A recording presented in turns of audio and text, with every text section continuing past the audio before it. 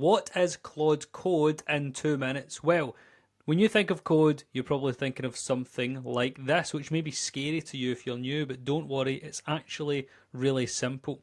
But I want to break what you think Claude Code is first for a minute. Basically, when you think of code, you're thinking of coding.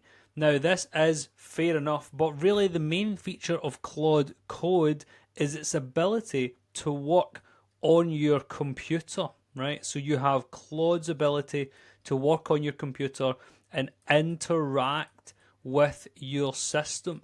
And this, using a code editor like this, is simply Claude's way of interacting with your system. But you can also use it to delete files, to move files, etc. Just think about Claude being inside your computer. Now, how do we use this? How can we actually get it? Well, there's a few different ways. Number one is you can use it in the terminal, like here on the left hand side. You just write Claude, and then boom, you'll have Claude here now. And I can just say stuff like, what's the weather like in London?